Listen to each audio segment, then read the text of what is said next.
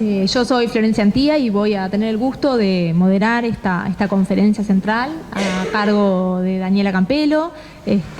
Muchos la conocen, ella es doctora en Ciencia Política por la Universidad de California y es profesora de la Fundación Getúlio Vargas en Río de Janeiro.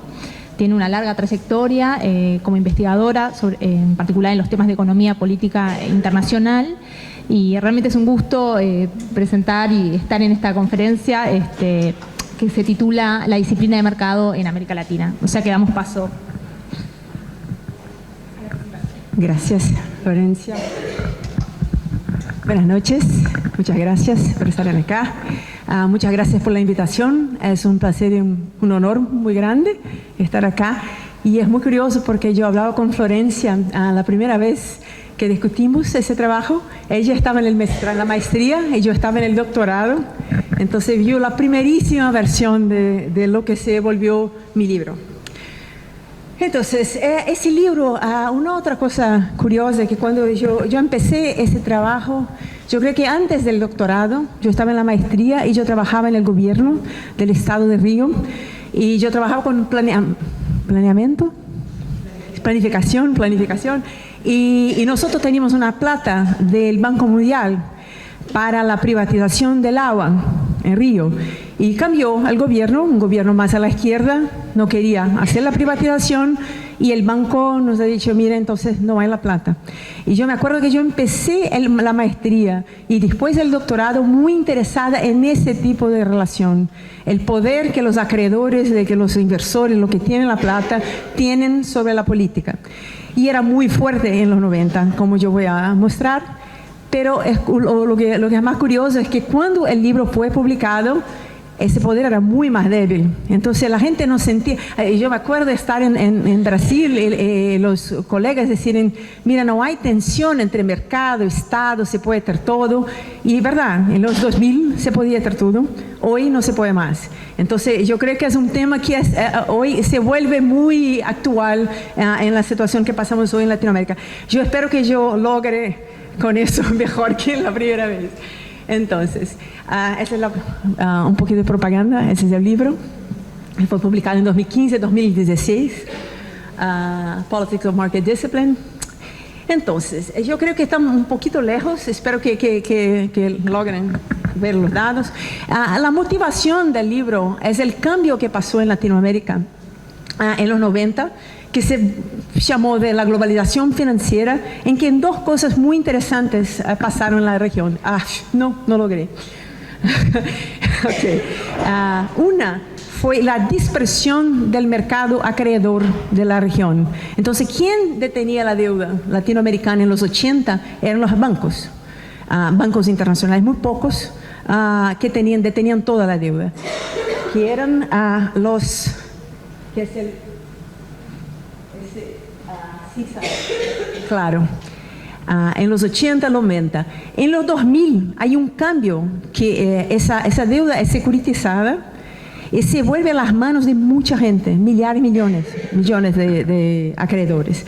Entonces, el interés que yo tenía en ese proceso era, en ese nuevo momento, cómo los acreedores se imponen en términos de influenciar la política económica de los gobiernos. Cómo pasa lo que se llama de un juego de confianza entre inversores y gobierno en la región. La otra cosa que pasó fue la globalización en términos de apertura. Entonces la plata viene y sale de Latinoamérica después de los 2000 muy rápidamente. Y eso en toda la literatura se creó que iba a llevar a una situación de mucho poder en las manos de los acreedores, de los inversores. Entonces la pregunta que yo trato en el libro es esencialmente, en un escenario de mucha movilidad de capital, en un mercado acreedor muy disperso, ¿cómo vota el mercado? Y la pregunta tiene una hipótesis cero, que es el mercado no vota, no le interesa la política, no le interesa la ideología o partidos o nada. La pregunta es, ¿vota o no? La segunda, ¿en qué condiciones el voto del mercado importa? para gobiernos, porque el mercado puede querer muchas cosas, le gustar muchas políticas, pero para un gobierno pueden no querer decir nada. Entonces, ¿qué hace con que lo que el mercado quiere sea interesante o importante para los gobiernos? Y cómo el voto de mercado influencia a la izquierda en la región en el largo plazo. Son las 3 preguntas que yo trato en el libro. Entonces, yo voy a empezar con un poco de historia. Ese es Cardoso, para ustedes yo creo que no necesito presentar. Presidente de Brasil, fue electo en 1994. Cardoso era un ministro de Finanzas en ese periodo y muy conocido por ser el ministro que terminó con la hiperinflación en Brasil, con el Plan Real. Tenía una campaña muy, que hoy se cree neoliberal, en el sentido que hablaba de reglamentación de la economía y apertura comercial, apertura financiera y Estado pequeño, todo eso. Y eso es lo que pasó con los mercados, eso es la bolsa de Brasil y mercados emergentes. Entonces acá son emergentes, acá es Brasil. En ese gráfico, el 0 es el mes de la elección, esos son 26 meses antes de la elección, un poquito después. Y lo que se puede ver es que Brasil caminaba muy cerca de mercados emergentes, la bolsa, hasta la elección. Y en la elección hay una confianza, una felicidad, un retorno muy fuerte para la bolsa en el periodo de elección de Cardoso. Y eso es una de las evidencias, muchas que yo uso en el libro, que sintetiza el voto del mercado, el optimismo que tenía que ver con la elección de Cardoso. 8 años después viene Lula, y Lula viene con una propuesta muy diferente de crítica al neoliberalismo y la idea de justicia social y un Estado, una economía más productiva, menos financiera. Entonces una agenda de izquierda que moderó mucho durante la campaña, pero era una agenda de izquierda que toda la gente conocía. Y lo que pasó con la bolsa es exactamente lo opuesto con Cardoso. Entonces los mercados emergentes vienen muy cerca de Brasil y con la elección la bolsa de Brasil se va muy baja, que me parece una evidencia también del voto en contra de Lula del mercado. Entonces, lo que el mercado, Lula tenía ahora en esa elección una ropa de ejecutivo y tenía se llamaba Lulinha Paz y Amor, Lulinha Paz y Amor, pero el mercado en realidad aún veía a Lula como un líder popular y de izquierda, entonces no convenció a nadie. Esa es una otra medida del voto de mercado, es el riesgo país, el spread de la deuda soberana de Brasil, que se fue a las alturas en el periodo de la elección de Lula también. Pero lo que es interesante de esa historia es que no es una historia que está restrita al mercado financiero, no es una cosa que pasa en la bolsa y nadie sabe sobre eso, es una cosa que tiene una influencia muy fuerte en la vida de la gente en la calle.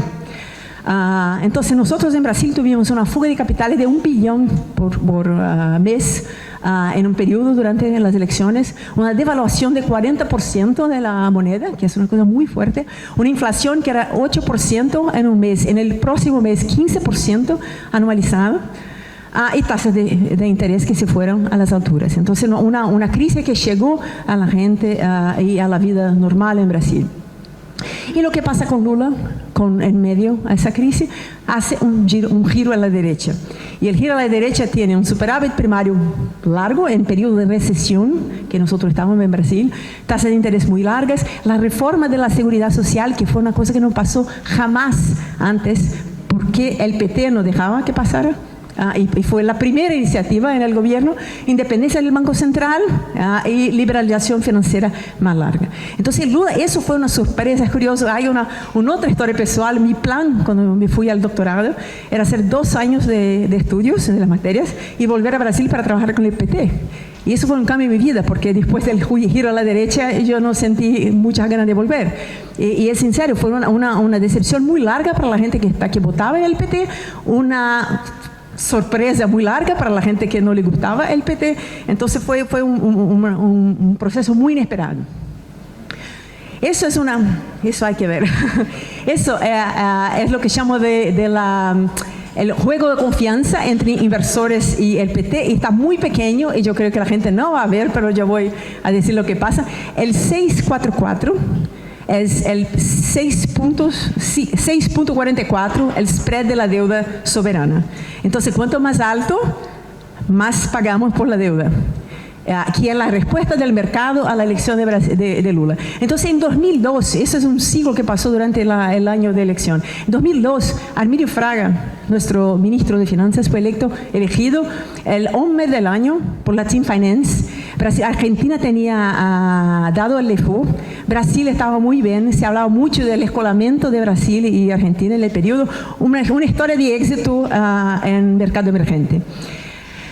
Las primeras encuestas diciendo que Lula estaba en la frente, la gente no creía mucho porque Lula estaba siempre a la frente en las encuestas, primeras encuestas, no pasaba de los 30%, entonces no había mucha preocupación, pero en la primera encuesta que han dicho, mira, es posible que Lula gane, el riesgo país se fue a 7,55.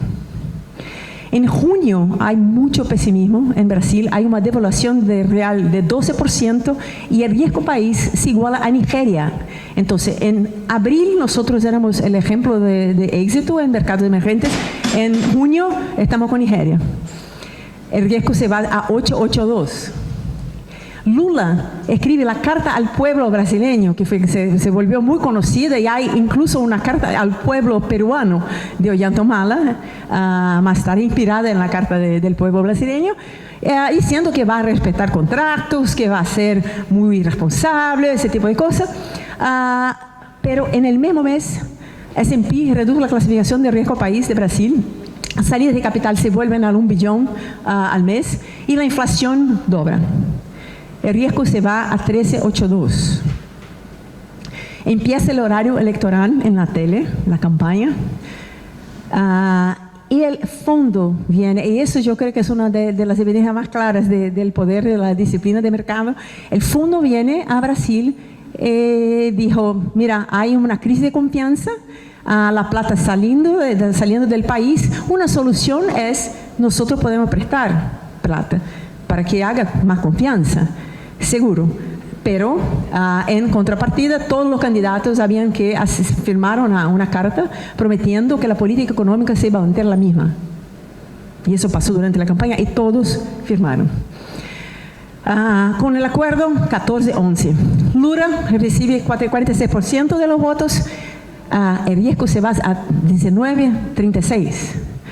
Lula vence con 61% de los votos, 14-60. El gobierno empieza el acuerdo con el fondo el día 15 y Lula anuncia la reforma de la seguridad. Y eso es curioso, porque yo hablé con mucha gente en cuanto escribía el libro, mucha gente que estaba en el gobierno de Cardoso, con la gente del PT. Y el PT en 2001, un año antes de la elección, tenía una carta de Olinda con las directrices del partido. Y la carta de Olinda tenía una agenda muy parecida con la agenda de 89, de 94. La cosa de Lulinha, paz y amor es una cosa que pasó solamente en 2002. Entonces los inversores no creían que era cheap talk, la cosa de carta de pueblo brasileño, nadie le interesaba por eso.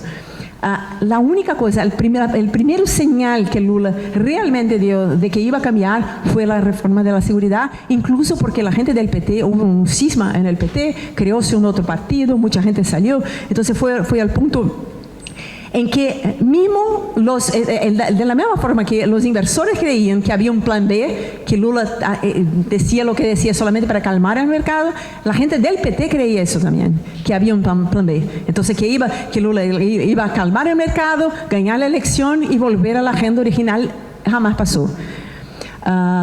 Entonces volvimos a 625, un año y medio después del principio de la campaña. Lo que es importante resaltar, había la deuda brasileña y la deuda de las empresas de Brasil estaba muy anclada en el dólar. Entonces, cuando se dice volvimos al mismo lugar, no es el mismo lugar, es en otro país. Es un país con una deuda muy más larga, con las empresas muy más endeudadas, muchos más problemas, en consecuencia de la elección. Ese es el otro lado del gaño de confianza del PT. Entonces se llama Brazil Reform Scorecard, que era de Merrill Lynch. en que tenían en abril, esa es la reforma que los inversores de Merrill Lynch deseaban para Brasil: seguridad, reforma fiscal, autonomía del Banco Central, reforma bancaria. El cambio, se estaba neutra, positiva, como estaba, la etapa en el Congreso, la calidad de 1 a 5 y el progreso de la reforma de 1 a 5. Entonces, en abril de 2003, en principio de gobierno, nosotros teníamos 5.2 de 10. En diciembre teníamos 7.6. Entonces, la recuperación de la confianza se da así, haciendo aquello que el mercado espera. Y el mercado, claro, volvió a poner la plata en Brasil.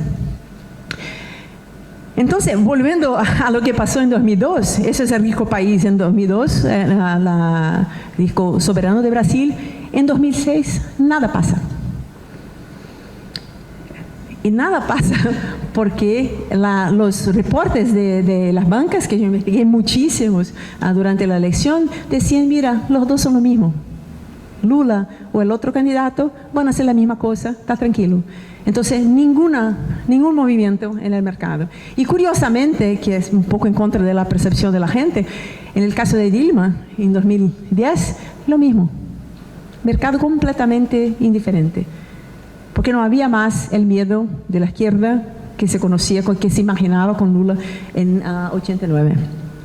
Entonces, la historia, para la gente que estudia globalización y esperaba que hubiera una convergencia de izquierda para la derecha por cuenta de la globalización financiera, es exactamente la historia de Brasil. Entonces, elección de un gobierno de izquierda, fuga de capitales, crisis cambiaria, con cambio programático para la derecha. En la elección posterior, convergencia programática. Son todos lo mismo, todos no ponen miedo en el mercado. Y eso fue el gobierno del PT. Con Dilma, para fines un poco más diferente, pero podemos hablar de eso más tarde.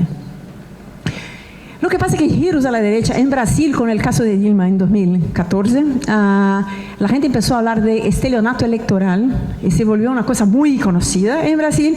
Lo que es más curioso es que estelionato electoral es la regla y no la excepción en Latinoamérica. Entonces, eso viene a la primera persona que habló de eso fue Sue Stokes, en un trabajo en el principio de 2000. En mi libro yo expandí la base de datos. Entonces, esas son campañas market-oriented, neoliberales, con una agenda muy clara de neoliberalismo, y las campañas en contra del neoliberalismo, Estado más largo y protección social, y esos son los presidentes que ganaron. Entonces, de ese gráfico lo que muestra es que 33 de 89 candidaturas de izquierda fueron de izquierda en Latinoamérica en el periodo de los 80 hasta 2006-2008, si no me engano. Entre tanto, cuando se habla de cómo empezaron a gobernar, hay un fenómeno muy interesante en Latinoamérica, que son las campañas de market oriented, de derecha, neoliberales, tienen gobiernos que empiezan una agenda neoliberal, siempre, 100% de las veces. En el caso de la izquierda, 2/3 de las veces el gobierno se vuelve a la derecha en Latinoamérica. Entonces, estelionato electoral es la regla. Entonces, 2/3 cambian de la derecha, y hay dos cosas que yo investigo con mucho más sistemáticamente en el trabajo, pero solo para que sepan. La primera es que la probabilidad de fuga de capitales es muy más larga cuando la izquierda viene al poder. Entonces, la gente hace un cálculo muy simple, muy sencillo, y eso es una cosa interesante, porque no hay necesidad de concertación en el mercado. Simplemente hacen un cálculo y el gobierno va a ser más peor para el capital y pongo mi plata afuera. Y todos hacen lo mismo. No hay conservación ni para el mal ni para el bien. Viene el caso, por ejemplo, de Argentina, en que los mercados querían muchísimo que Macri se quedara allá, pero no hay conservación para que la plata se quede en Argentina. Entonces, esa es una cosa interesante. La otra es que entre los que cambian acá, de la izquierda para la derecha, 2/3 están experimentando fuga de capitales. Las fugas de capitales son las oscuras acá. 2/3 experimentaron fuga de capitales. Entonces la conclusión que en el libro que yo encuentro es que la izquierda se queda a la izquierda en dos momentos en Latinoamérica en los últimos años, décadas. El primer es luego, después de la democratización, cuando la izquierda no sabía los límites del mercado. Entonces Alfonsín, por ejemplo, Alan García en Perú, y fue un desastre. La otra izquierda que se queda izquierda es la izquierda de la bonanza económica de los 2000. Y yo voy a hablar un poco más de eso. Interesantemente, esto no pasa con todos.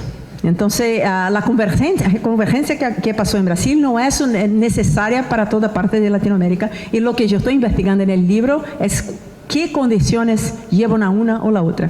Entonces, es Lúcio Gutiérrez, el caso de Ecuador, era un candidato, era militar, Lúcio Gutiérrez, estuvo en las manifestaciones en contra de la dolarización de Ecuador, fue preso, suelto y empezó la campaña en 2002. Y tenía el apoyo de partidos pequeños de izquierda, sindicatos, movimientos indígenas en Ecuador, candidato claramente de izquierda con una agenda de izquierda, de un club de la deuda, era una de las cosas que prometía, terminar con la base militar americana en Manta, una agenda muy claramente de izquierda.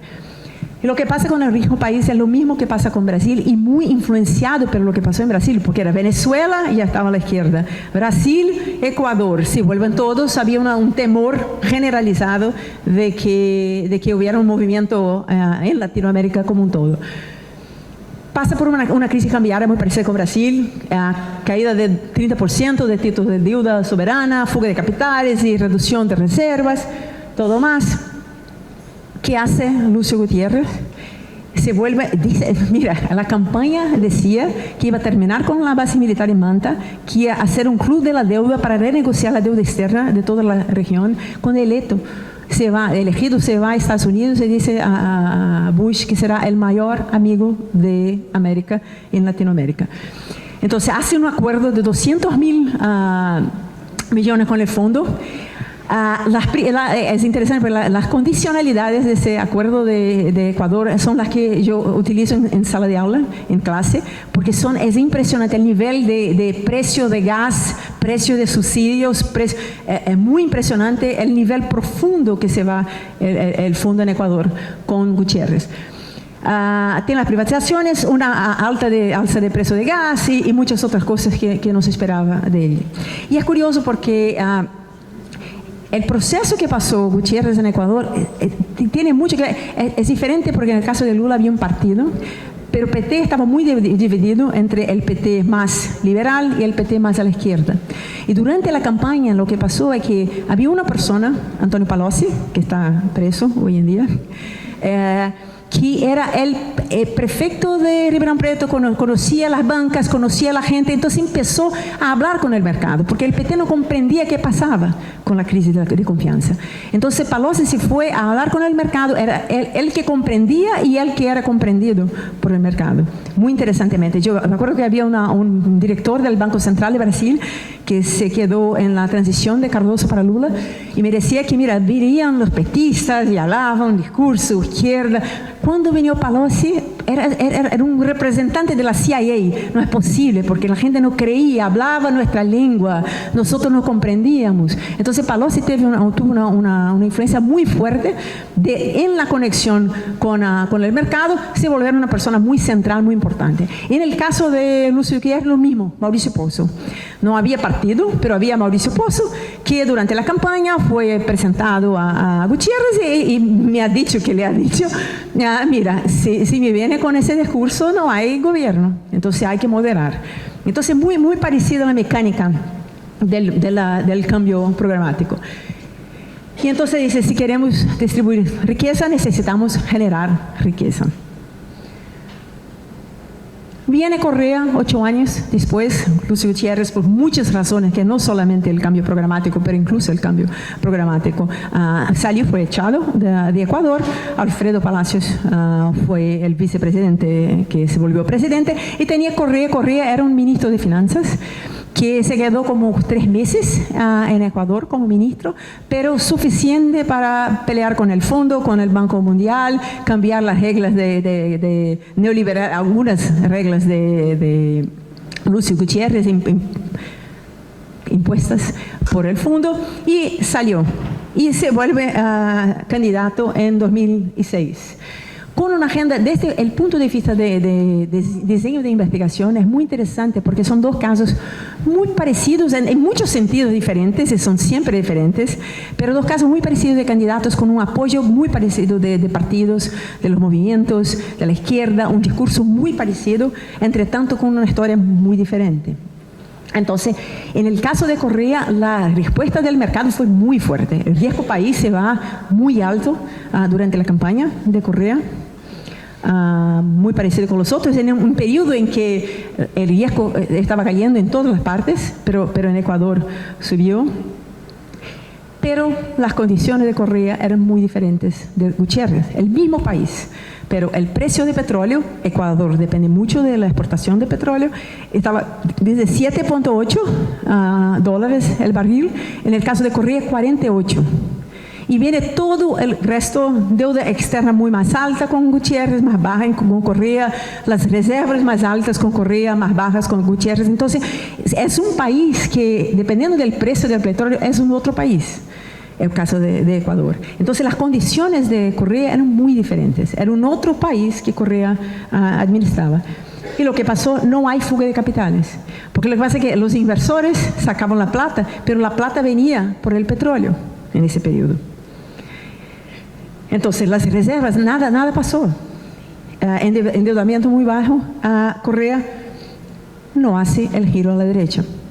Entonces, renegocia contratos de energía y petróleo muy fuertemente en contra de inversores, congelación de los precios de alimentos, prohibición de subcontratación, que fue una cosa que yo estaba ya en ese periodo, los inversores tenían pavor, porque era mover el reglamento de trabajo. Fin de la base militar de Manta en Estados Unidos, default de la deuda que llamó ilegítima y control del Banco Central. Entonces, venía con una agenda de izquierda, prometió y cumplió una agenda muy radical de izquierda. Y dijo, si el mercado está nervioso, debería tomar un Valium. Entonces, la relación muy diferente con el mercado entre Gutiérrez y Correa. Entonces, en el caso de Ecuador, la historia es muy diferente de Brasil. No hay una convergencia de la izquierda para la derecha, la divergencia permanece. Entonces, elección de un gobierno de izquierda, mercado reacciona, crisis cambiaria, cambio programático, pero viene un otro y promete lo mismo y cumple. Entonces, es un caso muy distinto. Entonces, son dos padrones distintos que yo estoy interesada en explorar en el libro. El primero es que el mercado no siempre disciplina a los gobiernos. Disciplina a algunos, pero no a otros. En el caso de Lula Gutiérrez sí, en el caso de Correa no. En el largo plazo, la disciplina del mercado no siempre lleva a una convergencia de la izquierda, una moderación de la izquierda para la derecha. En el caso de Brasil, la moderación permanece. Entonces, PT se va un poco a la izquierda, claro, con el tiempo, pero jamás vuelve a las políticas, a la agenda que tenía antes de ser gobierno. Y en Ecuador, el giro a la derecha no persiste. ¿Cómo explicar? Entonces yo tengo, la verdad la explicación general es muy sencilla y tiene que ver con escasez y abundancia de dólares. Entonces, en malos tiempos, en periodos de escasez de dólares, hay una influencia de mercado muy fuerte, la disciplina es muy fuerte. Entonces se iba, por ejemplo, en Argentina, en el periodo de Menem, por ejemplo, era un periodo en que los inversores, un chico que estaba en una banca de inversiones, hablaba con el ministro de Finanzas con tranquilidad.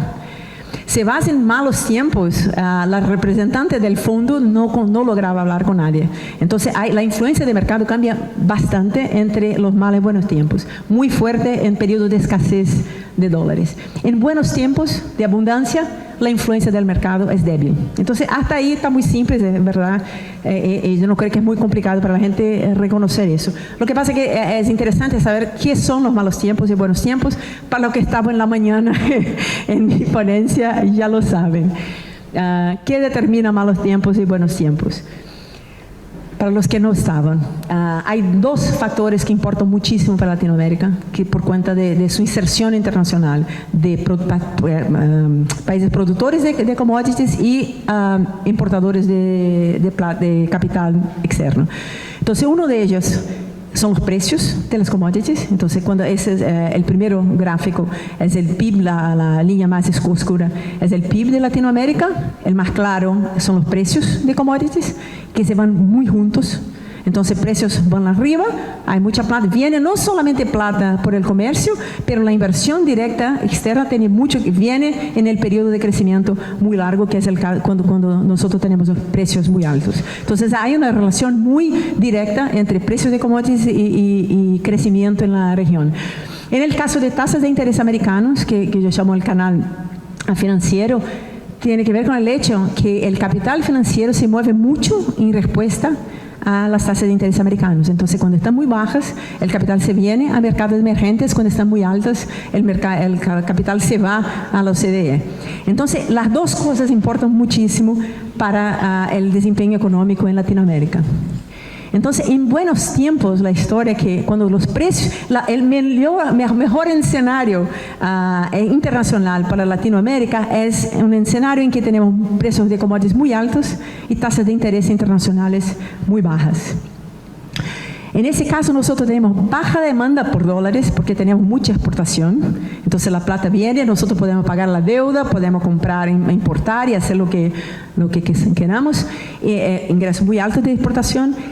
Y la entrada de capital, la oferta de capital es muy alta porque las tasas de interés están bajas y la plata viene a Latinoamérica. Entonces, la izquierda en ese periodo tiene mucho espacio para maniobra.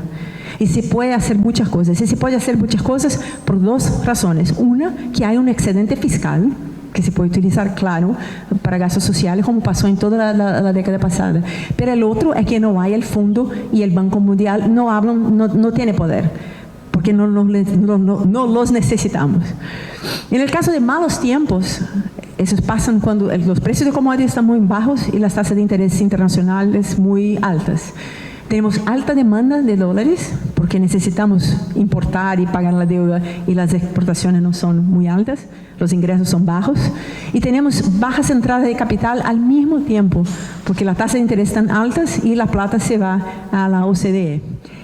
En ese momento hay una presión muy fuerte de mercado en la izquierda, porque la izquierda necesita, no hay como, nosotros somos exportadores de commodities, no hay como atraer dólares para la economía por el comercio internacional en el corto plazo. Entonces la solución es, me voy a la derecha, asumo la agenda que es la agenda del mercado y el mercado, la plata va a venir. Entonces, por ejemplo, en el caso hoy de Brasil con Bolsonaro, nada más, el caso de para los que están acompañando, la reforma de la seguridad de Bolsonaro, tiene algo que ver con la política fiscal, sin duda. Pero tiene mucho que ver con la señalización para el mercado, que el gobierno tiene una agenda, que es la agenda del mercado y tiene poder y puede convencer a la gente. Entonces, tiene esa cosa de los señales, es muy, muy interesante, el diálogo que pasa entre gobiernos y mercado. Y pasa en el Financial Times, y pasa en la Economist, y pasa con las agencias de riesgo, son todos parte de ese diálogo. Entonces, si no hay posibilidad por la balanza comercial, lo que resta es volver a la derecha e intentar atraer el capital. Entonces, es solo un sumario de lo que hablé. En el eje Y es la tasa de interés americanos, que está en portugués, bajos, altos. En precios de commodities acá, bajos, altos. El caso de baja oferta y alta demanda de dólares es el periodo de malos tiempos, cuando los precios de commodities están bajos y las tasas altas. Cuando las tasas están bajas y los precios altos, tenemos alta oferta, baja demanda, buenos tiempos. Y la disciplina de mercado va de malos tiempos a buenos tiempos. Entonces es muy débil en buenos tiempos y es muy fuerte en malos tiempos. Y eso es una cosa que, claro, que siempre hay que hacer en el gobierno, incluso el control de capital, como algunos países logran hacer, como Venezuela. Pero lo que es interesante es que eso es exógeno. Entonces, eso no son dos variables que los gobiernos de alguna manera controlan. Entonces, ese es el escenario que está dado. Entonces, implicaciones de esa historia. Buenos y malos tiempos cambian con las condiciones internacionales, así como la capacidad del mercado de influenciar la política económica. Entonces, eso, lo que decía en la mañana, eso es un sumario, la línea negra, un sumario de los dos indicadores de precios de commodities y tasas de interés americanos. Y lo que se ve es que en periodo de los 80, muy bajos, el escenario internacional negativo para Latinoamérica, una disciplina de mercado muy fuerte, en los 90 un poco más también. Entonces los cambios programáticos ocurren todos en ese periodo. No es que la gente no votaba a la izquierda, pero la izquierda no gobernaba como izquierda en ese periodo. En los 2000, lo que nosotros vemos es un escenario increíblemente favorable para Latinoamérica. En ese fue el periodo en que tuvimos muchos gobiernos de izquierda, porque tenía un espacio para que fueran de izquierda. Y ahora, es un gráfico que yo no tengo acá, pero mostré en la mañana, ahora lo que nosotros tenemos es una inflexión en 2011, 2012, y ahora la situación es, la disciplina del mercado hay que ser muy más fuerte en los próximos tiempos. Entonces, si yo pudiera decir algo, diría hay que esperar que el mercado sea un actor político muy importante en los próximos años, de una forma que no fue en los últimos. Entonces, la conclusión de largo plazo, para ser muy sincera, yo soy muy segura de la cosa del cambio programático en buenos y malos tiempos. Es un resultado del libro que yo estoy muy segura.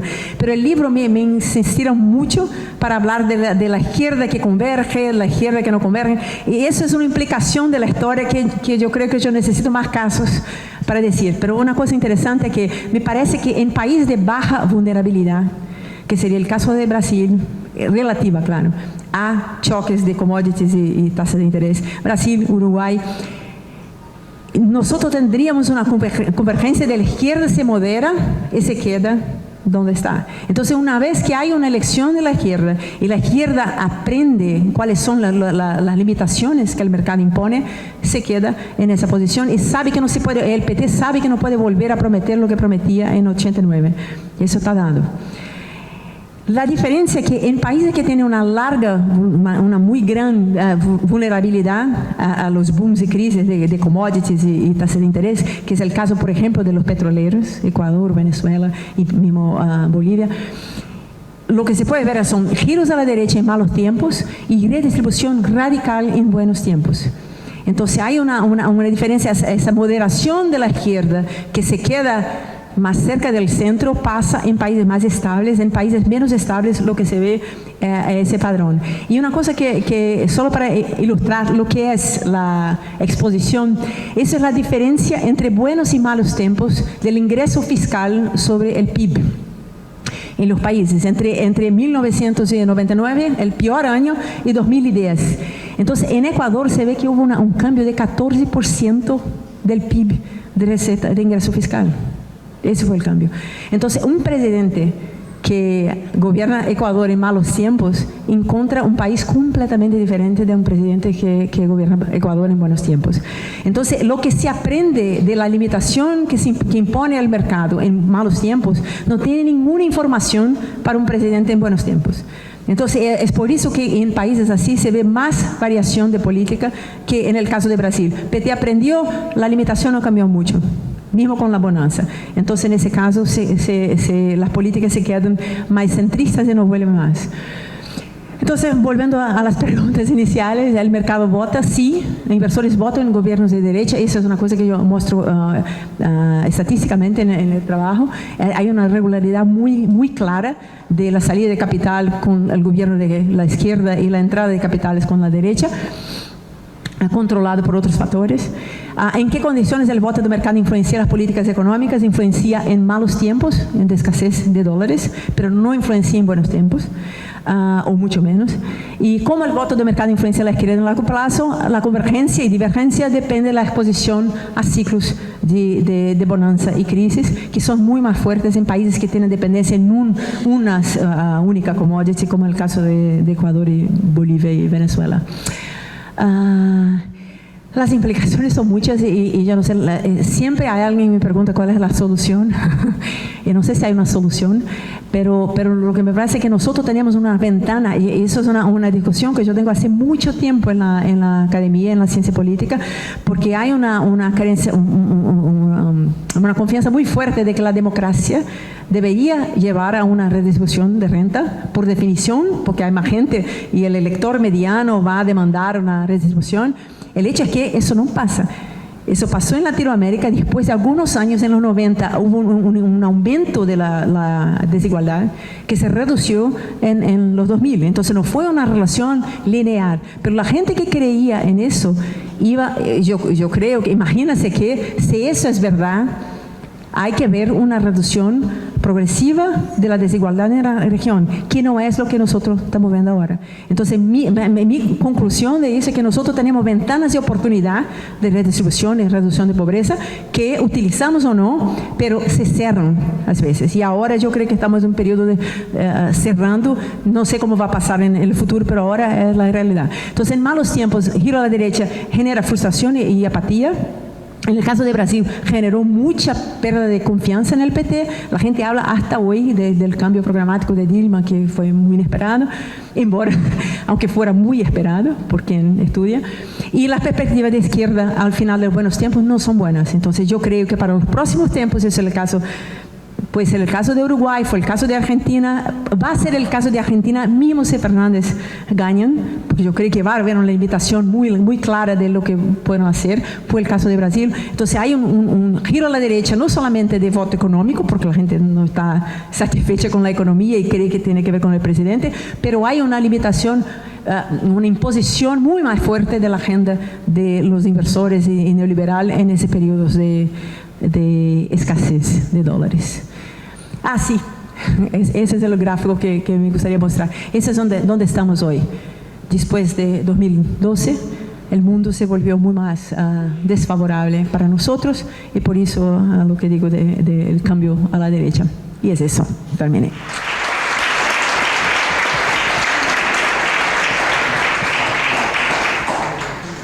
Muchas gracias, Daniela.